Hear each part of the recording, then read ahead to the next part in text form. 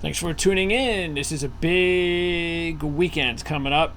Really, I guess you can call it a big Sunday in motorsports, the biggest of the season. And we're going to talk about all three of the big series going on with the big races, starting with F1 at Monaco.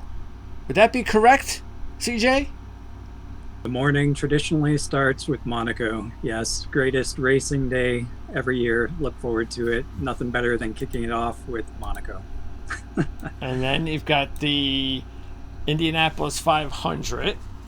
And then the Coke 600 will end the very long big day of motorsports with the longest race of the season in the NASCAR Cup Series. So, the weather looks like it's going to be okay in Charlotte. So that shouldn't be an issue at this point. What about the Indy 500?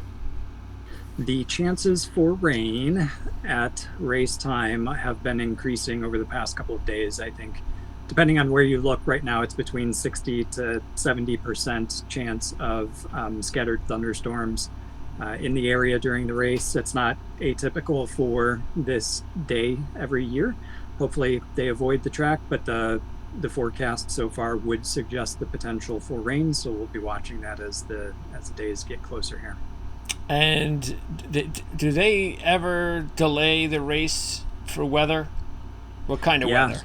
They've ended it early. They have delayed it. They have stopped it and resumed it.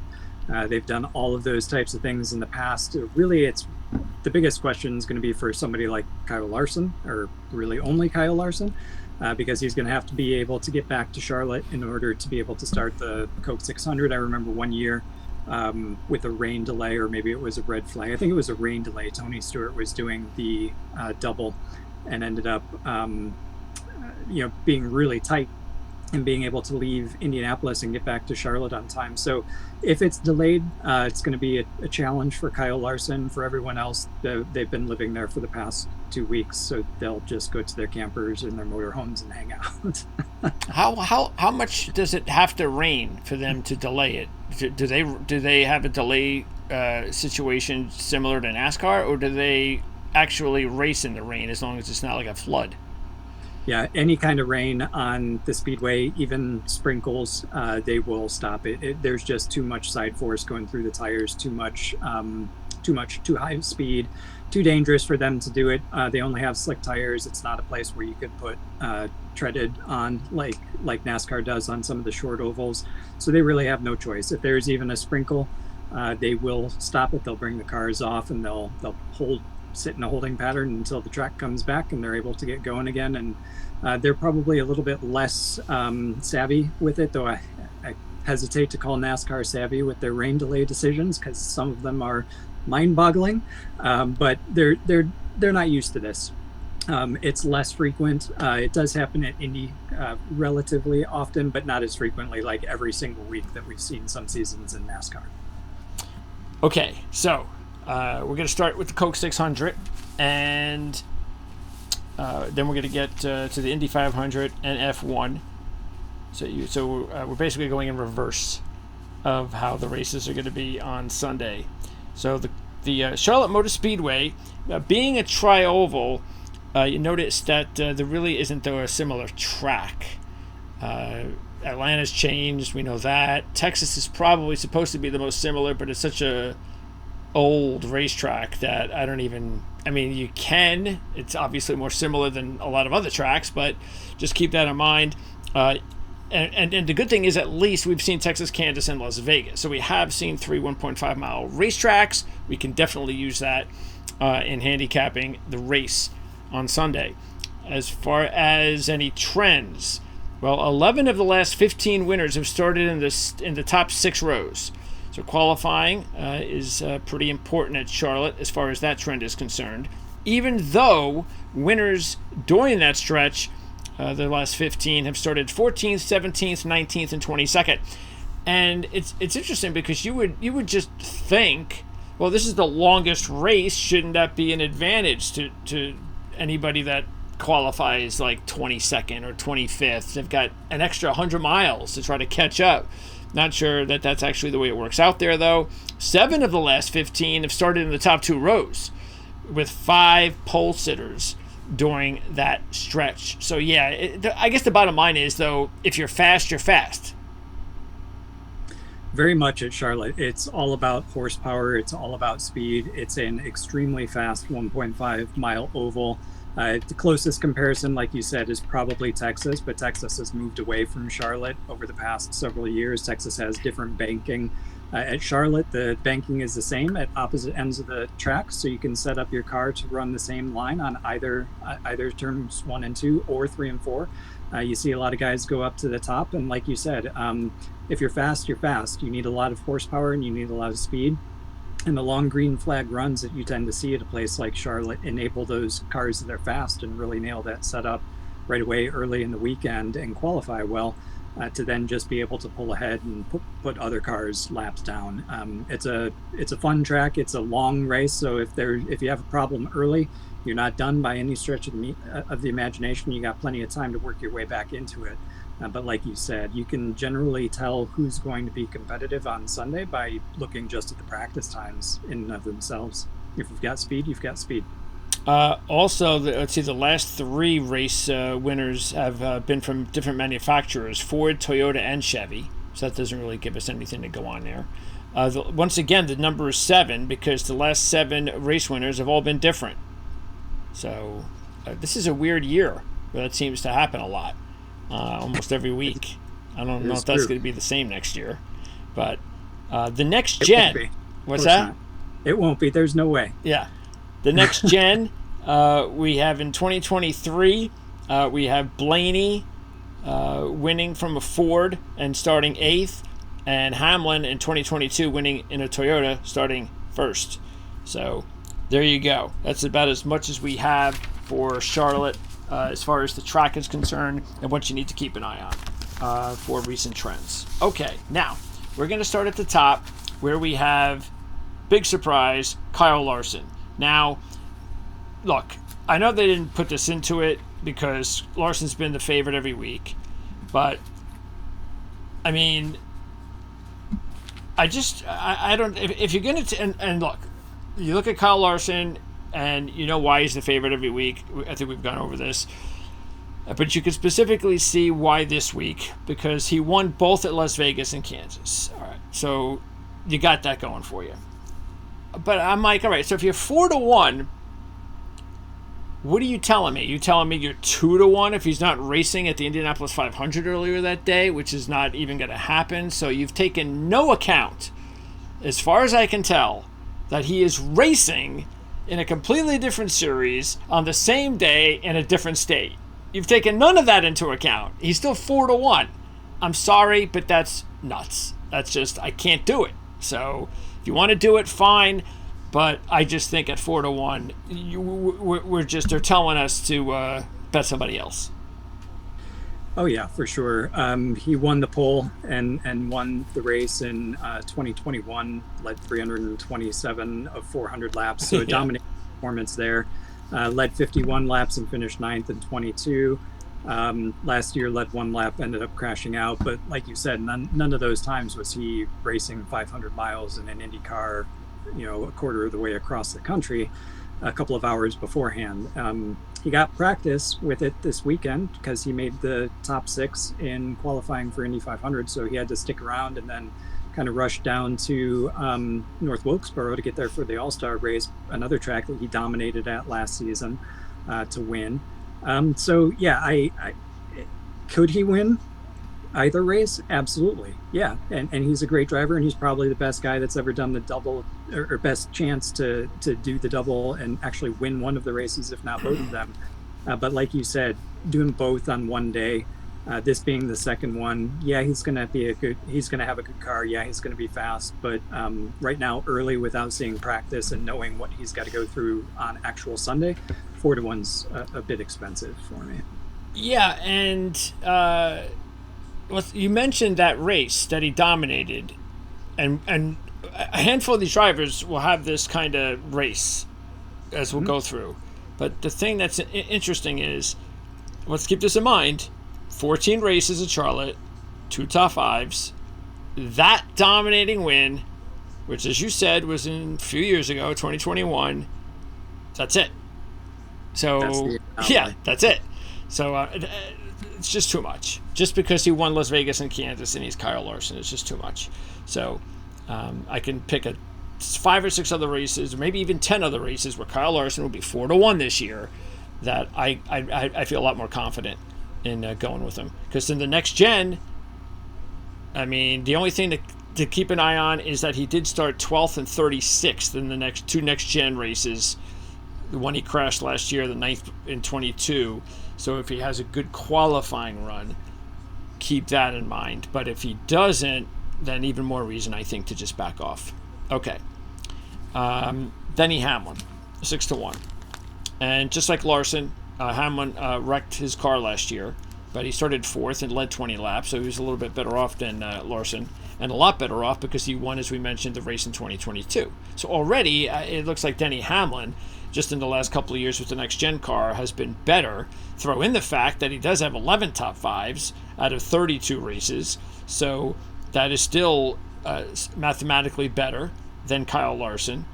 The only thing, though, and this is another thing that we're going to find out here, is that I think this is a race where I feel pretty good about wagering on, because I think these first few favorites are vulnerable. Just talked about Larson. Hamlin's vulnerable because, let's keep in mind, in a long race at the 600, he only led 15 laps when he won, and he was from the pole.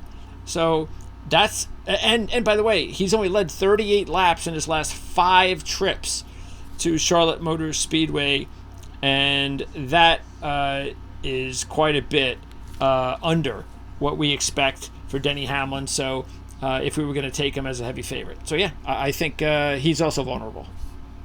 Oddly enough, the race that he won from pole, where he only led 15 laps, that was actually not a 400 lap race. That was 413 laps. It was the longest one because of all the overtimes, and he still only led 15 laps. So like you said, that is something to be concerned about with Denny Hamlin, though I do really like what I saw from him on the All-Star race, or at the All-Star race. We know he's been really good at the short tracks, and this could not be a more different track than the North Wilkesboro, but for all intents and purposes, Denny Hamlin and team have got a lot of stuff going their way right now. I think if he qualifies well, that 6-1 is going to come down for sure. So Hamlin, I would say, if you're going to take one of the favorites, I would take him now before he qualifies and practices inside the top 5 like he tends to, and then those odds get more expensive for you. Okay. Next up is Reddick at 8-1. He's starting to get a fixture there inside the single digits. At least he's not 6-1 or even 7-1. So I like it better at 8-1 because he's actually the one that I would be looking at with these top 3. Now Larson and Hamlin are definitely better at this point in their careers, but Reddick, what I like about it is you get the odds at 8-1, 5th and 6th with the next gen, leading at least 19 laps in both races, and he was 2nd at Vegas and 4th at Texas. He also has a win in the Xfinity Series at this track back in 2019. So once again, I'd like to see Reddick with a little bit better odds, but he's 8-1, and it is better than Hamlin and Larson. So if he qualifies like in the top 5 or something like that, since he's never qualified higher than 8th with the next gen, I'd like him even more, but then his odds would drop. So I think I'd be willing to take a chance on him at 8-1 today. Yeah, I would as well. And he's led more laps more recently in 5 starts than we talked about with Denny Hamlin too. So a very good record here at this track. Out of his 5 starts, 4 of the finishes have been top 10s. His worst finish was a 14th, and that was back in 2020.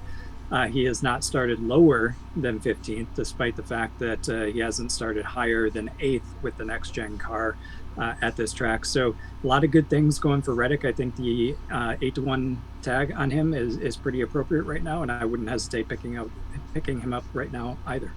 And then we have Blaney and Byron at 10-1, and Blaney, I picked him last year, and I like the way that he got off to a good start last year, and I had good reasons to take him. I didn't have him like as a heavy favorite to take him, but I liked them overall. I liked the odds. I thought I was getting a decent bargain there, and he really was the best driver last year. He had a great run. He led 163 laps, which was, he had only led 171 in his career out of 13 races, or 12 before that, and only 2 top fives before that. And he had crashed the year before. But Blaney also has a win in the Xfinity Series, and like I said, I think his odds were nice. So I think this year, you're to me, it's kind of, I think you're still in a good situation because you're getting 10-1, so it's a fair number. Again, for the driver that is probably at this point in his first, as defending champ of the series, he's probably chomping at the bit to go out there and get a win. So I think he would be real interesting at 10-1. I will say this: I would take him over Byron at 10-1. And that's even though Byron was second last year to Blaney, led 91 laps from the pole.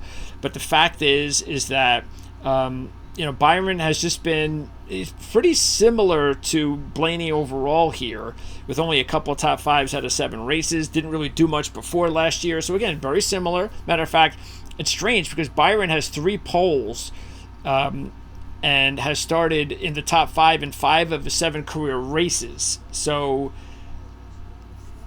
I think because of that, if you like him, you better take him now, because he seems to obviously qualify well here, which means his odds would go down.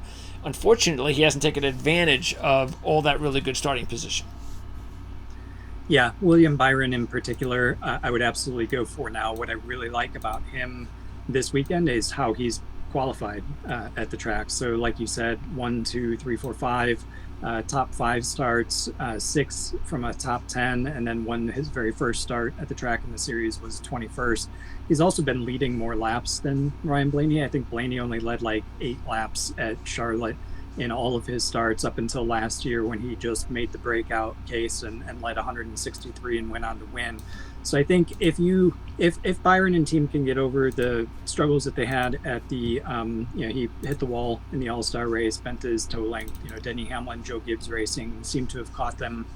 Byron and Hendrick were certainly the earlier dominators in the schedule, but they've lost a little bit of that edge.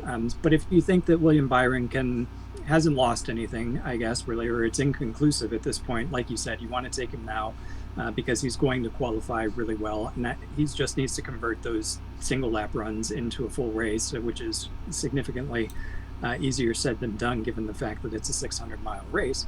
But yeah, looking at Ryan Blaney, I would say if anybody's been on the fence and questioning potentially taking Ryan Blaney, because he hasn't exactly been, he hasn't come out swinging. He's not been, as up there as a Byron or a Hamlin yet so far this year.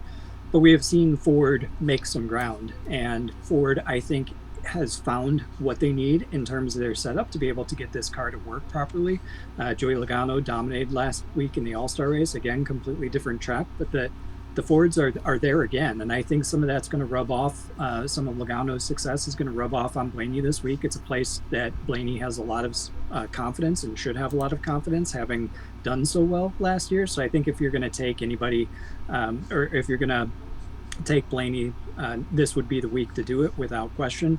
And then those of you who think that William Byron and Hendrick still have the edge, definitely take him now versus waiting to see where he qualifies. Yeah, see, the big difference from last year to this year was, again, you had Byron, who was off to a good start last year, just like this year, and he was one of the favorites. He was 5-1. Blaney was 22-1 last year. So he was a really good long shot. Now, if Blaney was 15-1 or 10-1 last year, it wouldn't have made any sense because he didn't really have any good history there. So I probably don't take him. Nobody probably takes him. But that was the bargain that you were getting, which is why I liked him. This year, you've got the dominating race to go with, but you're now having to deal with 10-1. So huge difference than investing 22-1 odds and 10-1 odds. Still pretty good considering where he is now, what he did last year, but it's still 10-1. Okay, next up you have Truex and Elliott at 11-1, and here's another reason why I think, hey, it's you got the top 3 drivers in the points series, Larson, Truex, and Hamlin, that I'm willing to pass on this week, based on Larson and Hamlin for odds. Truex. The only thing with Truex is that I like are the odds. because if you look at it, he's got the 3 wins. He's led over 1,000 laps. He dominated, another one of these drivers that dominated here when he won from the pole in 2016, leading 392 of 400. Speaking of domination. But it's also the last time Truex has started in the top 5 at this racetrack. So that's why, if I'm betting him, it's almost like, well, do I bet him with the 11-1 and gamble that maybe he will finally get a good qualifying effort, or maybe I don't care about it as long as he qualifies in the top 15. What do I care?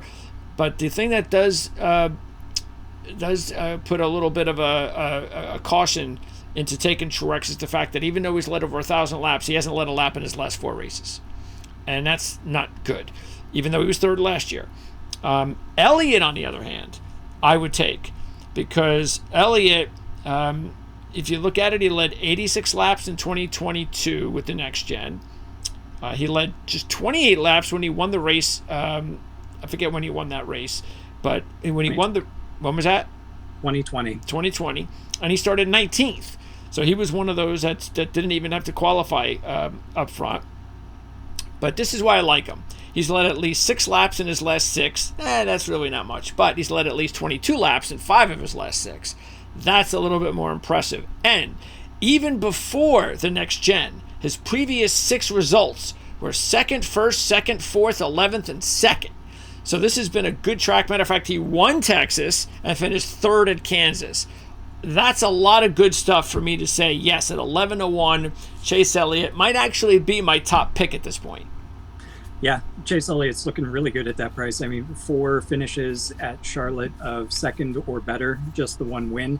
But like you said, consistently leading laps, 330 laps, 38 laps led across 12 career starts. His average start has been 10.9.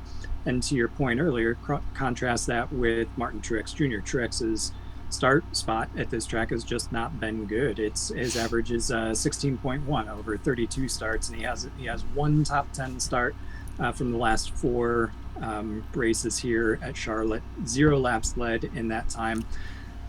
That said, go for Elliott now. Yeah, totally agree with that. With Truex, though, I wouldn't shy away from taking him, but I would love to see him qualify. I would be a heck of a lot more confident, put it this way, if he qualified inside the top 10. If Truex goes out there, demonstrates speed in practice, qualifies well, it's a whole new ball game for him. I wouldn't put it past him coming out and dominating again that 392 lap affair that he won from pole. He also led 233 laps in a race back in 2017. So he's no stranger to being out front here. And if he nails that speed earlier, like we talked about when we were talking about the track trends, Truex is one definitely that I would look out for. But go with Elliott now. Wait to see where Truex qualifies heading into Sunday. Yeah, that's there's no question when you're talking about the difference between those two 11-1 shots. Elliott looks like he's got the advantage, but Truex, I will say this: even though he's one of these drivers that has dominated this racetrack before, I think those days are kind of over. Is the whole idea of the next gen. So that's true. Doesn't mean that you can't do what Blaney did, because even though Blaney led 100 and whatever he led last year, 160 something, the fact is that it felt like he dominated. It felt like he had led over 300 laps.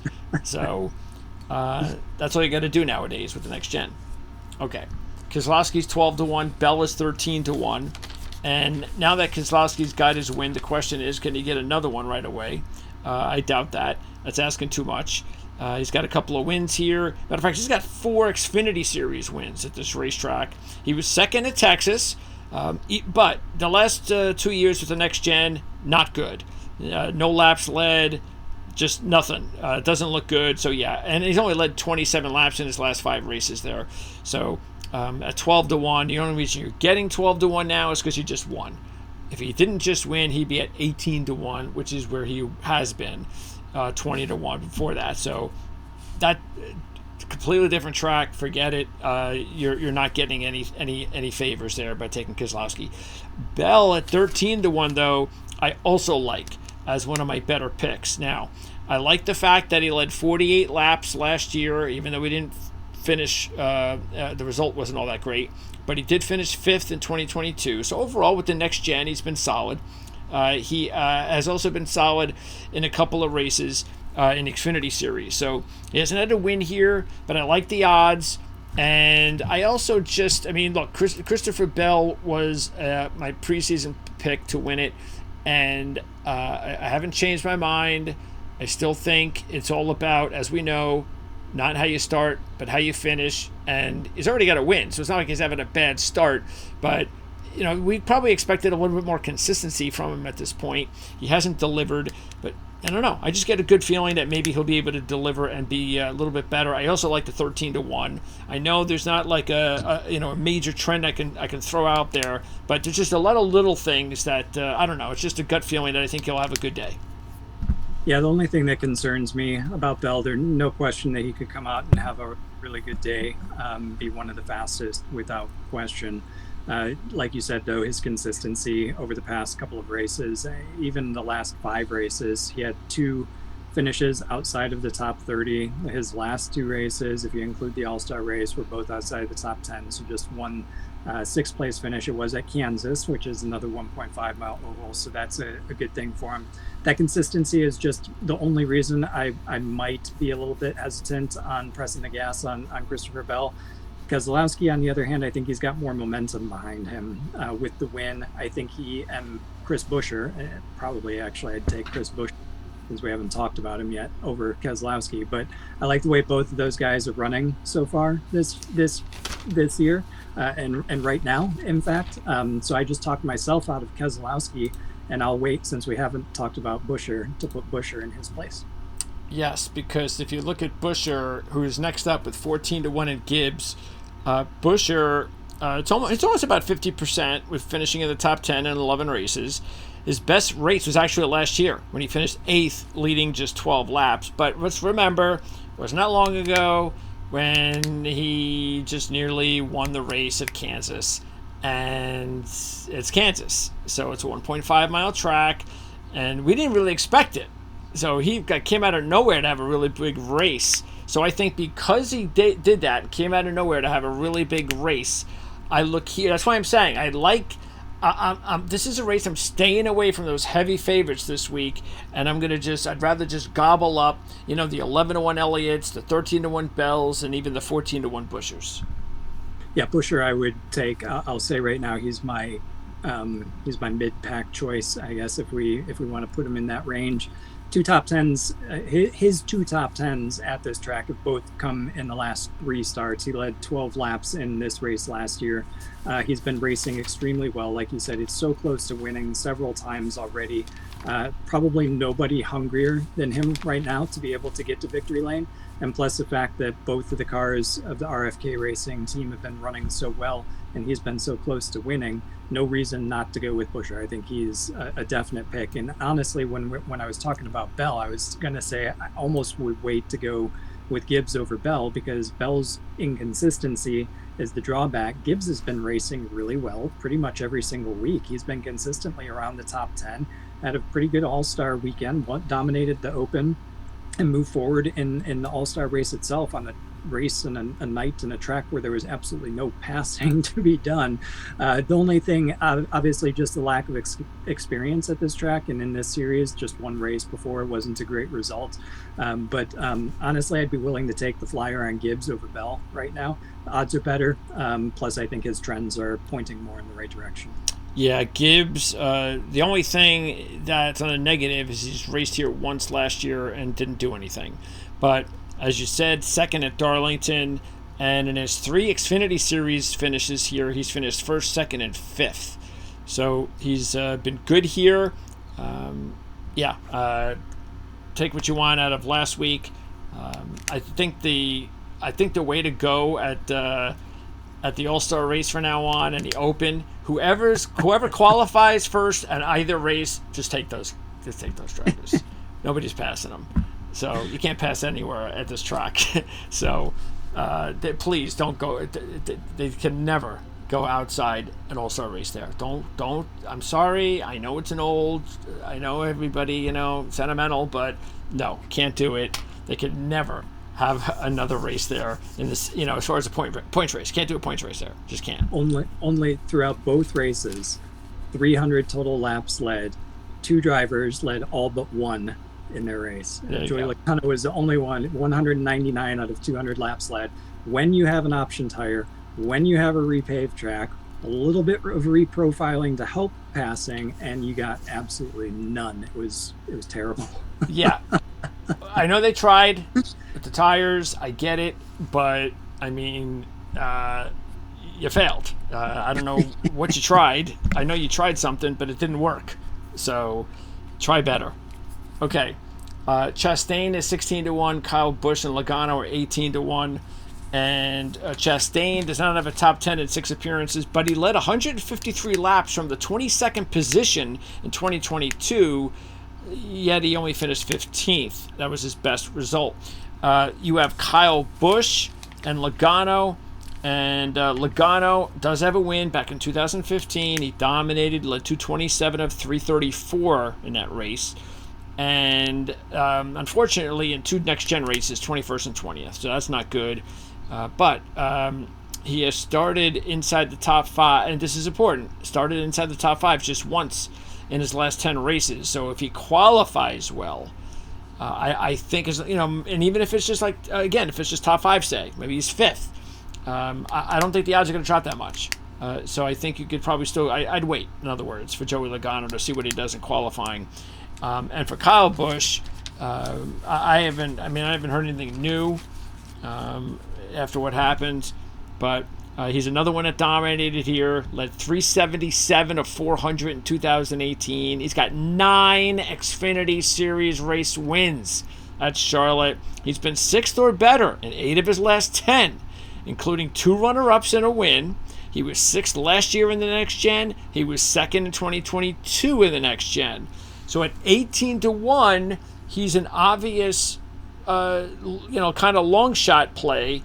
It's just, I don't know what's going on there with Kyle Busch right now. I don't think you have anything to worry about. I think he's just remaining quiet because, whatever.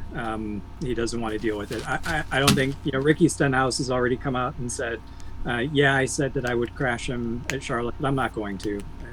I'm past it. I think Busch will be over it too. Yeah, they're both going to have hard feelings, and yeah, they're probably not going to be best of friends for quite a while. But I don't think this is going to affect Busch. Well, wait a second. I thought you could. Yeah, when did he say he was going to crash him?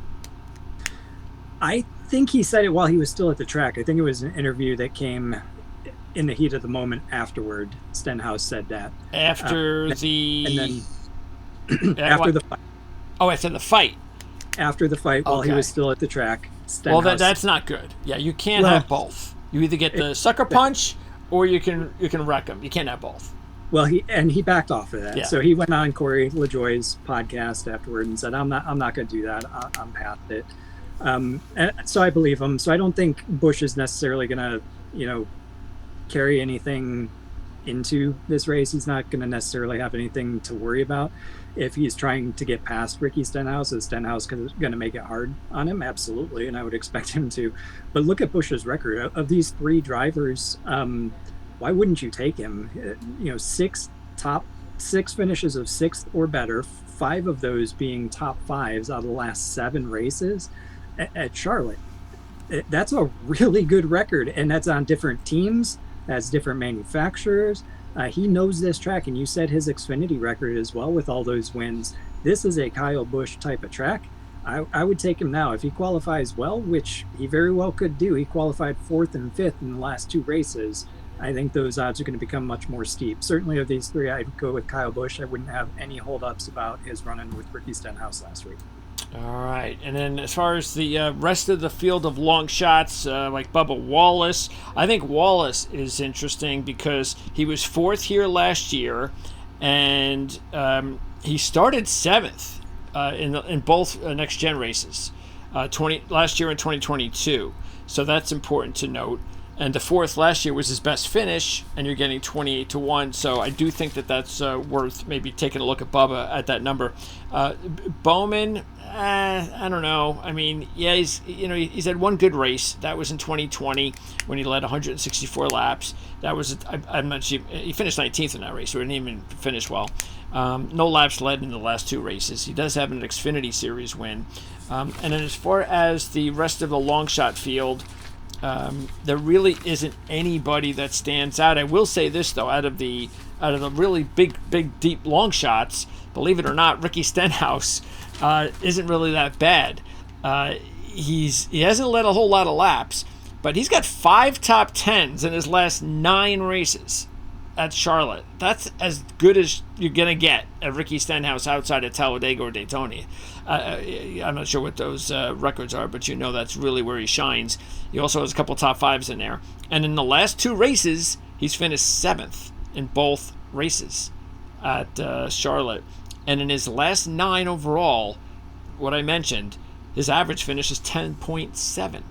So Ricky Stenhouse. May not be a bad idea to bet like Kyle Busch and Ricky Stenhouse. Maybe one of the two will figure out how to make it a story on Sunday night. Austin Dillon is another one who's done nothing this year and has a good record with 6. Check this out. In the Xfinity Series, he has 6 top 5s and 2 wins in 12 races.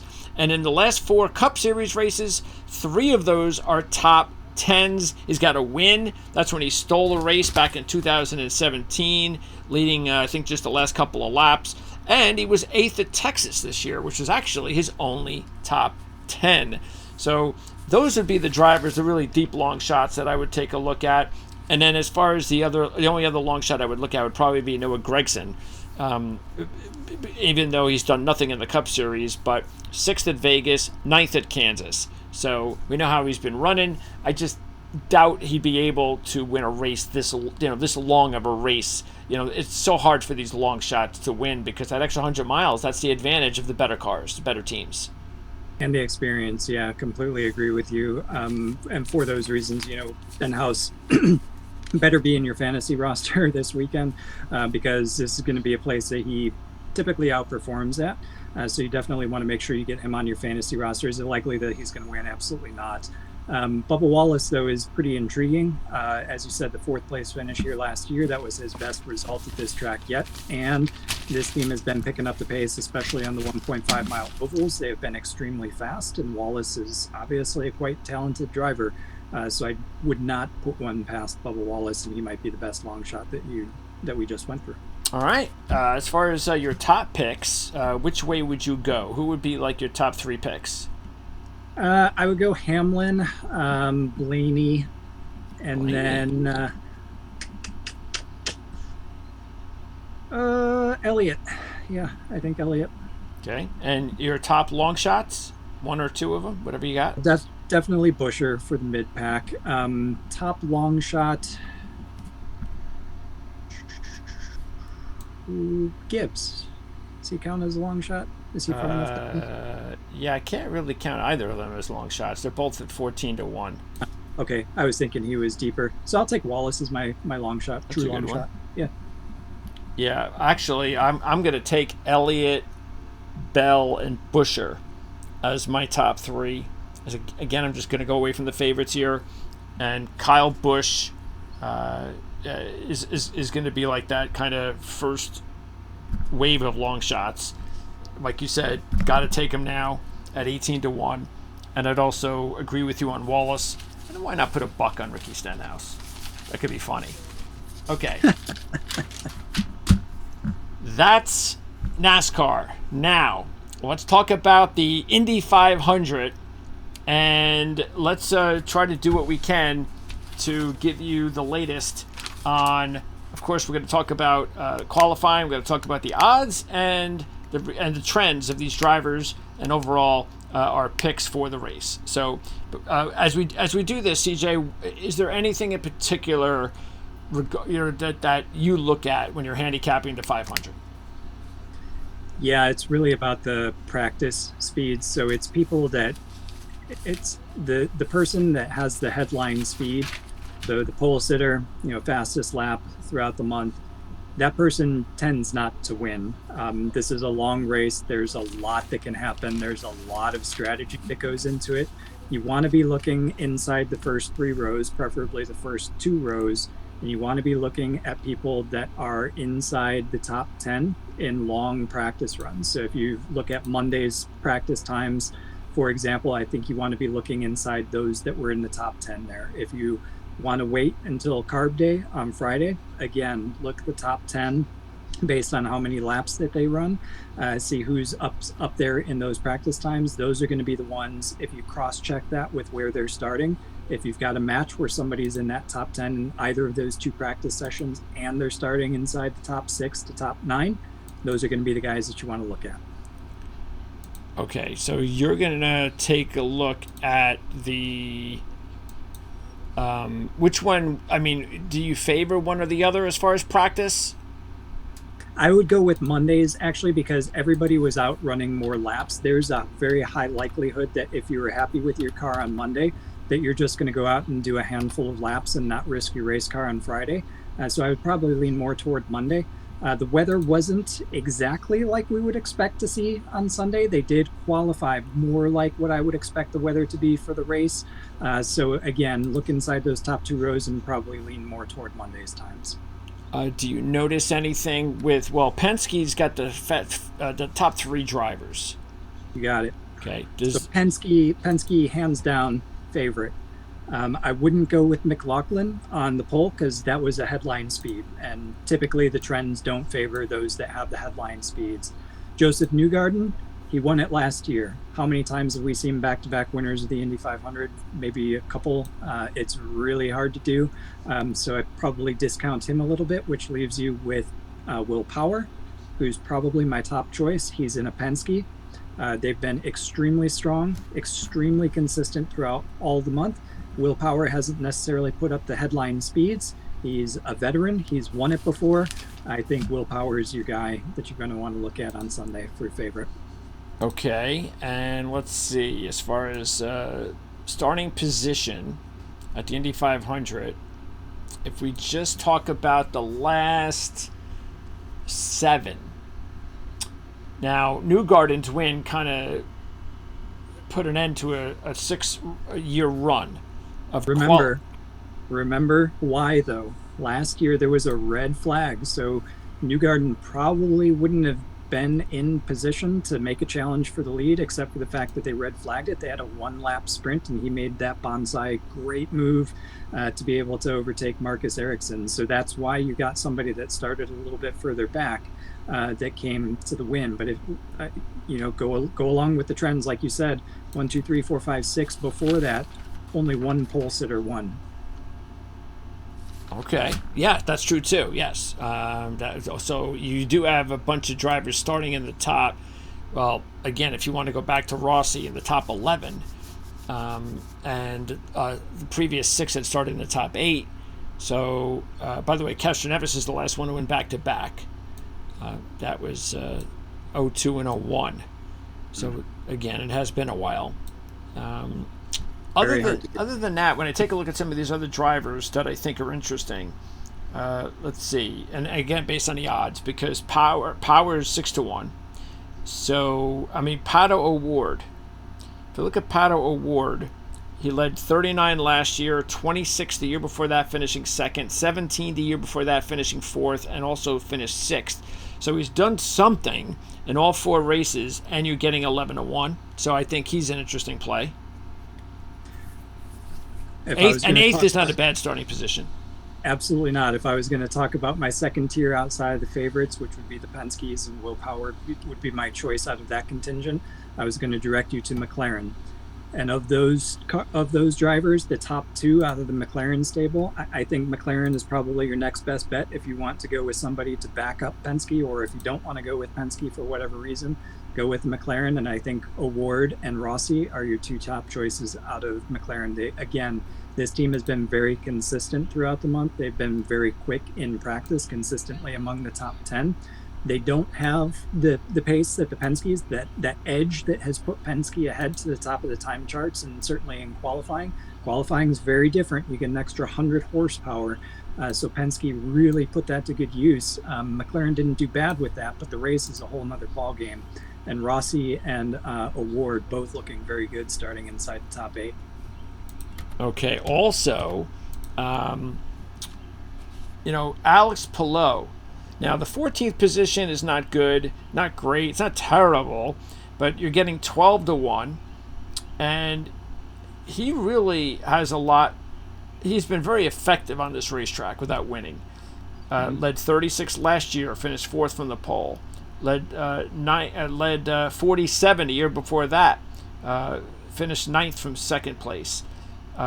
Was 2nd the year before that, leading 35 laps. And his only really non-effort was the very first one. So Alex Palou is somebody that, again, the starting position isn't all that great, but he has seemed to have a pretty good feel for the track so far.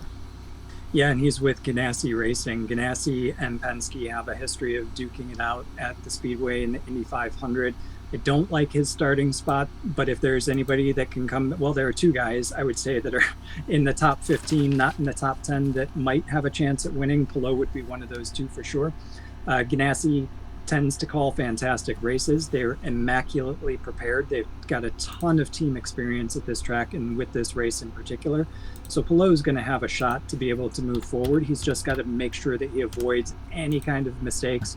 It's a long day, lots of pit stops that he has to navigate, and the team have to navigate, a lot of traffic. He's going to be coming through at very high speed. So that makes it more difficult for him. The other one that I would put into that same category, also because of his practice times, but not so high on his starting position, would be Colton Herta. Herta starting 13th, right next to Palou there. But I think if you're looking outside of the top 10 starters for 2 guys that could potentially get it done, both have the team, the equipment, and the experience and know-how, Colton Herta and Alex Palou are your guys. And Palou, failed to mention, he is our points leader by a 12-point margin over Will Power. Yeah, that's not bad. You're getting 12-1 from the series leader, so who's had a good history at this racetrack, just because he's starting 14th. So, and as far as other drivers inside the top 10 that are interesting, check out. You got the odds here. You've got 18-1 on Ferrucci and VK. Now I know VK's not having a good year, and he's also had a very good history here, qualifying well, and it not really translating much, except he's led laps. So he's led laps, and he's had a few good top 10s, but that's it. So, yeah, he's qualified 7th. Still, I don't know what's gone on with him this year. But Ferrucci, you look at him, and he's also had a very successful run here over 5 races. He was 3rd last year, all of them in the top 10, and 2 top 5s overall. He hasn't led a lot of laps, but what I noticed is his 4 previous results were all top 10s, but he never qualified inside the top 10. Last year, he finally qualified in the top 10, started 4th, led 11 laps, and finished 3rd. Now he qualifies in the top 10 again, starting 6th, and you're getting 18-1. I want to say that of drivers with more than, a handful of starts in the Indy 500, Ferrucci actually has the best average finish of all of them, including 4-time winner Helio Castroneves. Ferrucci is excellent at this track, and he has come close so many times. It would not be a shock if he were to actually get the luck that he needs to be able to put him into victory lane. I think the cards are just stacked against him. It's a small team. AJ Foyt Enterprises going up against Team Penske, McLaren, Chip Ganassi. It's a lot to ask. It's almost like a Ricky Stenhouse coming from behind to win at Coke 600. Can he do it? Yeah. And he's very good. I would love to see Ferrucci win it, both for him as well as for AJ Foyt. He would be my sentimental choice. Always consistently fast, extremely good at the Indy 500, just with the preparation that it takes, the teamwork that it takes, the strategy, etc. They are playing at a disadvantage. Okay, so go ahead. And again, you got Kyle Larson starting 5th. at 7-1. He's the fourth choice odds wise. If you're going to bet on Kyle Larson, bet on him as the rookie of the year. Don't bet on him as the winner. Could he win? Yes, I already said that. Absolutely. But you're more likely to get a payoff if you put him as the odds are going to be negative, but go with rookie of the year. Yeah, I mean, look, it'll be great and it'll be a nice story, and I'll definitely be rooting for him. But as will I. Yeah, as but will still, I would love to see him win. Yeah, that'd be great. But fourth choice. I mean, come on. That's I don't know. Well, I don't know what that. I'm sure the Cup guys. I mean, the Indy guys. They're probably. I mean, I don't think they'd be happy about that. No, they would not. Not at all. Yeah. So, all right. Give us your picks.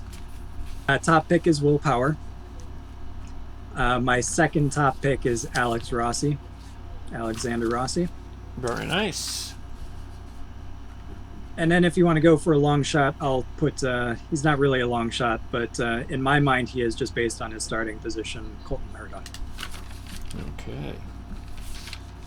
Yeah, I'm going to go ahead and I'm going to take both Pato O'Ward and Alex Palou based on those odds of 11 and 12 to 1. And I'll throw some money on Ferrucci as well.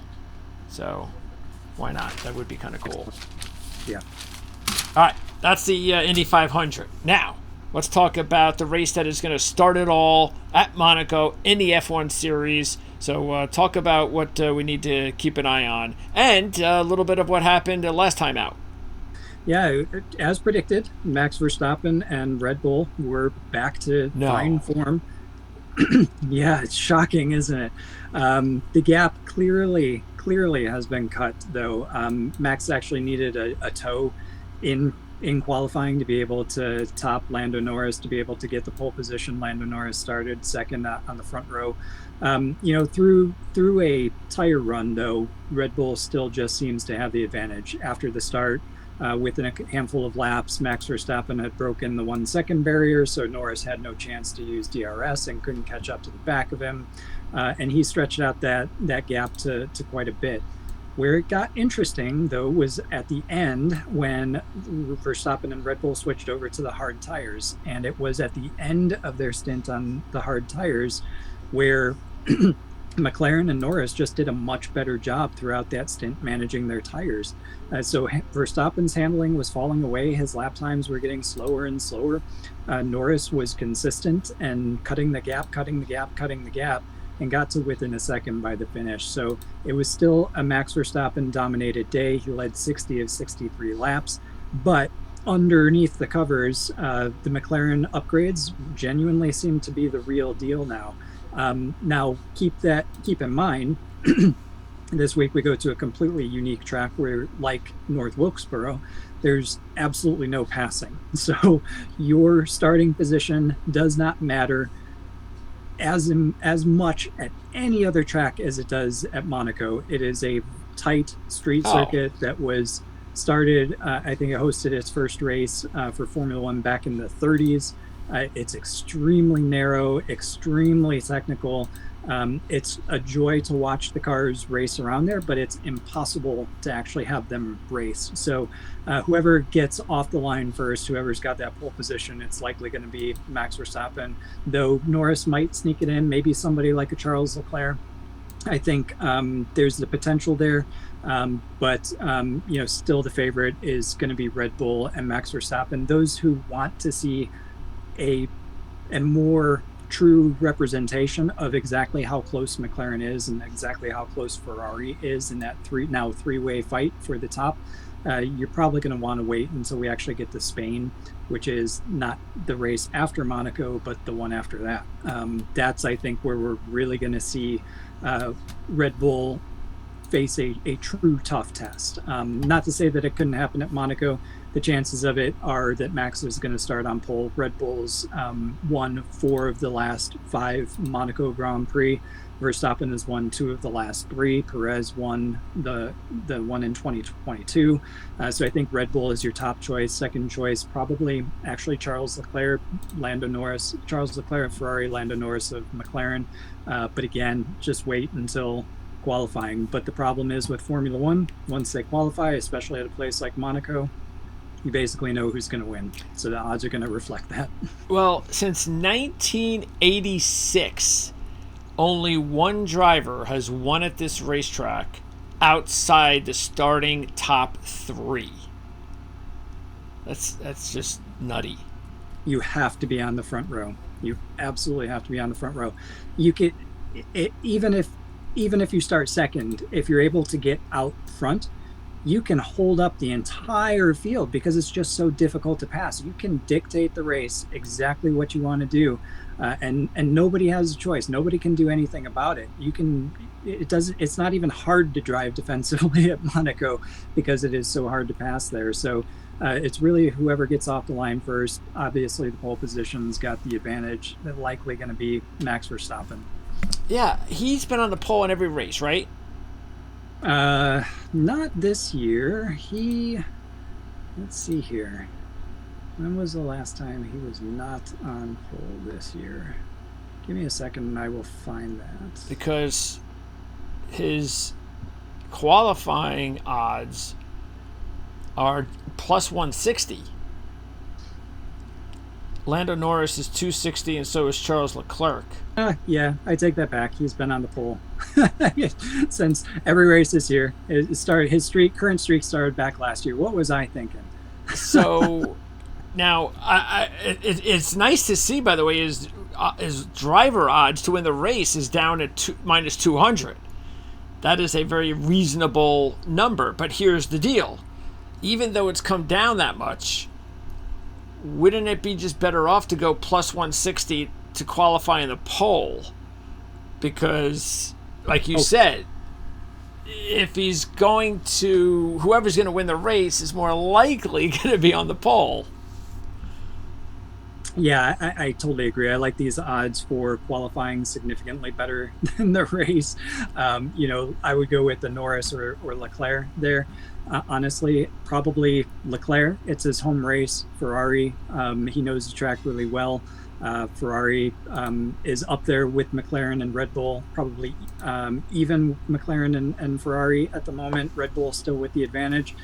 So if there's anybody that can hustle it around Monaco, I think Leclerc and the Ferrari might be your guy. Okay, so Verstappen is minus 200, Norris and Leclerc are plus 550 to win the race. And then the usual suspects after that. So, yeah, I just think even though it's tempting to take Verstappen at minus 200, because the lowest I've seen is 500, I believe, this season, that based on this specific track, it just, I don't know. I mean, qualifying, the guy hasn't not been on the pole all year. Plus 160 is very tempting. So it would be interesting after qualifying to see if that goes to negative 500 or something more if he's on the front row. It would be wait to see where Verstappen qualifies versus taking the minus 200. If you're going to go with somebody early, go with the Leclerc or a Norris at the plus 550. But if you do want to bet something on Verstappen now, I would do it for the qualifying. Okay. And are you willing to take any of these drivers that, winner without Red Bull, McLaren, Mercedes, Ferrari, and Aston Martin? Nico Hülkenberg, yeah. Yuki Tsunoda's He's had about a pretty 3 to good 1. run. Yeah, Yuki Tsunoda's had a pretty good run. Been seeing some progress with that team.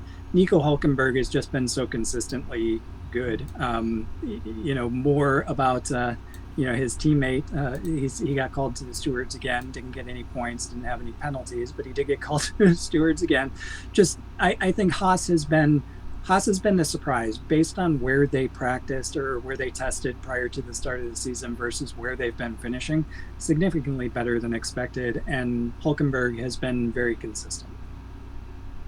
I'm surprised Verstappen is minus 500 to finish in the podium. I mean, you would think it would be like 1,500 or something like that. Yeah, well, probably betting that he doesn't finish. If he doesn't win, he doesn't finish. Maybe that's it. Okay, so there you go. So I guess the other thing too is obviously this is a good day to if you want to do some, 3-race picks. So, good parlay. Would you do? So, what would you rather do? Would you rather do, if you had a choice to do just Verstappen to win the race or qualification, based on the odds? Which one would you do? Well, if I was doing it as a parlay, I would take it for the race. Based on the odds, I would go for the pole. Yeah, that's not a bad idea. Put in, because again, you're not going to get a whole lot on the parlay, but the higher you invest in it's something, and it's not like it's again minus 500, minus 200. So it's like adding on maybe a few extra dollars, and it's Max Verstappen. So. It's a pretty deep, and it's the first race, which really helps you because if something weird happens, you've got the other 2 races to make it up. So exactly right. All right, so that's going to wrap it up for the big day coming up on Sunday. Have they named this day yet? Is there like a specific name? No. No. Just biggest weekend in racing. I don't know. We got to come up with something good for it. Favorite day of the year, every single year. I absolutely love it. Looking forward to it. And it starts at? It'll be, I think 8 o'clock, 8:30 is usually the roll off for Monaco. I think the coverage will come on probably about 7:30 in the morning. Almost right away when Formula One is over, you can flip over to the pre-race coverage for Indianapolis. And then you do have time in between, unless there's rain, and rain delays the Indy 500. Assuming there's no rain, you have a couple of hours in between that and the 600 to be able to go and get something to eat. All right. So either way, is this like the one day out of the year where you watch the most TV?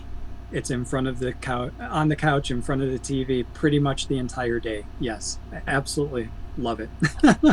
Well, enjoy it. Best of luck. Yeah, enjoy, everybody. Again, don't forget to subscribe here to our channel, Mystery Caution, and you could also, of course, check us out over on our primary channel at Prime Sports Network. You got links for both, and we will have links for, you're gonna have what? We're gonna have links for just the 2 races, correct? Yep, we'll have one for the Coke 600, and then we'll have in that same spot, actually, you can just look for my articles and you can see the Monaco preview as well. All right, so hope you've enjoyed it. Enjoy the big day coming up. And then next week is what?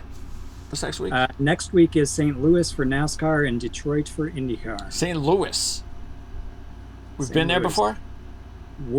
I think it's the second, maybe 3rd race they've done at Worldwide Speedway. I think is that what it's called? Is that Illinois? Worldwide Technology Raceway. Okay. So that is okay. Interesting. It is okay. St. Louis. Okay.